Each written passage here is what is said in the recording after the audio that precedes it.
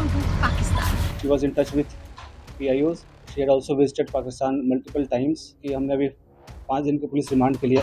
हिसार की यूट्यूबर ज्योति मल्होत्रा पर जो गंभीर आरोप लगे हैं, अगर वो साबित हो जाते हैं तो कितने साल की सजा मिलेगी, एफआईआर में कौन कौन सी धाराएं लगाई गई हैं और अब तक इस मामले में क्या कुछ हुआ है, जानेंगे इस वीडियो में। हेलो, मैं हूं स्वर्ण और आप देख रहे हैं स्विच।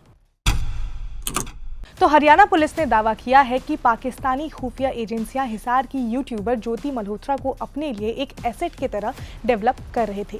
मल्होत्रा ट्रैवल विद जो नाम से अपना यूट्यूब चैनल जो है वो चलाती थी और वो इंस्टाग्राम पर भी काफ़ी ज़्यादा एक्टिव थी। मल्होत्रा को 17 मई को हिसार के न्यू अग्रसेन एक्सटेंशन से गिरफ्तार किया गया और अगले दिन कोर्ट में पेश कर 5 दिन की पुलिस रिमांड पर भेजा गया है। डायरेक्ट एक्सेस नहीं था उसके पास किसी मिलिट्री या डिफेंस के इन्फॉर्मेशन को लेकर, जो हम इस स्टेज पे कहें कि उसने उसको दिया है।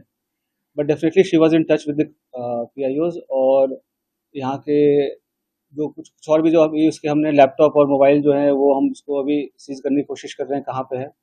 वंस वी सीज इट और उसको हम फोरेंसिक एनालिसिस करेंगे तो उससे भी काफ़ी सारी चीज़ें क्लियर होंगी कि क्या क्या इन्फॉर्मेशन उन्होंने एक्सचेंज की। तो पुलिस के हिसाब से वो 22 अप्रैल को पहलगाम आतंकी हमले के बाद इंडिया ने जो ऑपरेशन सिंदूर लॉन्च किया, जिसके बाद इंडिया और पाकिस्तान के बीच में कॉन्फ्लिक्ट देखने को मिला। तो जिस समय कॉन्फ्लिक्ट चल रहा था उस समय वो पाकिस्तान हाई कमीशन में तैनात एक अधिकारी के संपर्क में थी। हिसार के एसपी ने 18 मई को प्रेस में बताया कि मल्होत्रा का सीधे सैन्य या रक्षा संबंधी जानकारी तक कोई पहुंच नहीं थी, लेकिन वो पाकिस्तानी इंटेलिजेंस ऑपरेटिव्स यानी कि PIO के सीधे संपर्क में थी। पुलिस ने बताया कि स्पष्ट रूप से वो उसे एक एसेट की तरह तैयार कर रहे थे। ये भी एक तरह का युद्ध है जिसपे वो जो यूट्यूबर्स हैं और यूट्यूब के इन्फ्लुएंसर्स हैं उसको अपने नैरेटिव फैलाने के लिए इस्तेमाल करते हैं। तो ज्योति मल्होत्रा के खिलाफ जो FIR हुई है उसमें क्या कुछ लिखा हुआ है वो भी जान लेते हैं। तो ज्योति के खिलाफ BNS यानी कि भारतीय न्याय संहिता के सेक्शन 152 और द ऑफिशियल सीक्रेट एक्ट 1923 के सेक्शन 3 और 5 के तहत FIR दर्ज किया गया है। अब ये जानते हैं कि इस सेक्शन का मतलब क्या हुआ।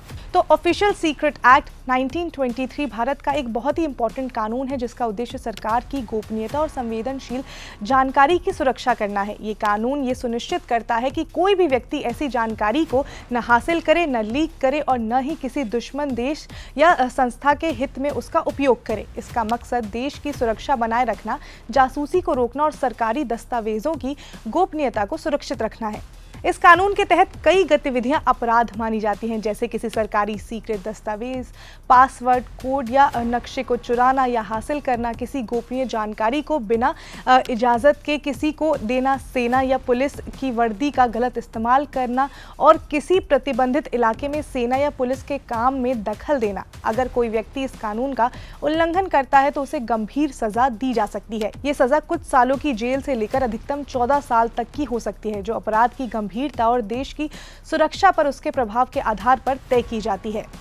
ऑफिशियल सीक्रेट एक्ट 1923 में कुल 16 सेक्शंस हैं जो अलग अलग अपराधों और उनकी सजाओं को परिभाषित करती है। उदाहरण के लिए जो सेक्शन 3 है वो जासूसी से जुड़ी सजा बताता है, जबकि सेक्शन 5 गोपनीय जानकारी को गलत तरीके से साझा करने पर दंड तय करता है।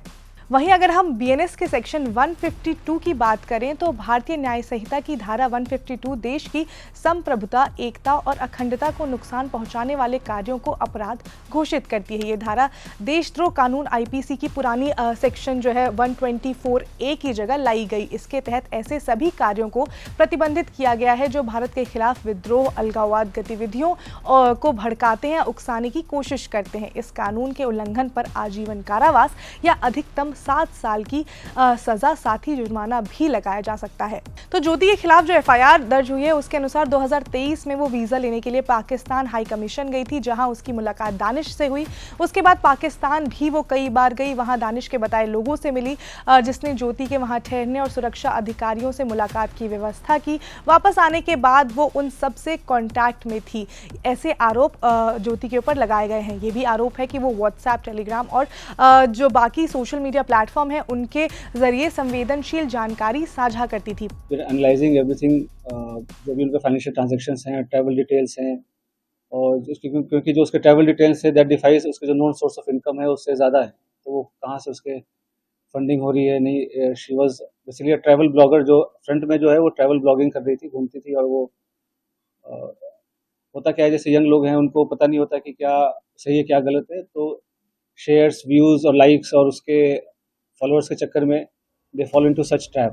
एसपी सावंत ने कहा कि मल्होत्रा पाकिस्तान कई बार और चीन एक बार गई है। पुलिस जो है वो ज्योति की फाइनेंशियल ट्रांजैक्शन, जो पूरा ट्रैवल का हिस्ट्री है और जिन लोगों से वो मिली है उन सब की जांच कर रही है। ओडिशा पुलिस भी इस मामले में जांच कर रही है क्योंकि सितंबर 2024 में वो पुरी गई थी और वहाँ के एक यूट्यूबर से मिली थी। तो फिलहाल इस मामले की जाँच जो है वो चल रही है। इससे जुड़े जितने भी लोग हैं उनकी अरेस्टिंग हो रही है। तो इस मामले में जो भी अपडेट आएगा हम आप तक पहुँचाते रहेंगे। आप जुड़े रहिए स्विच के साथ।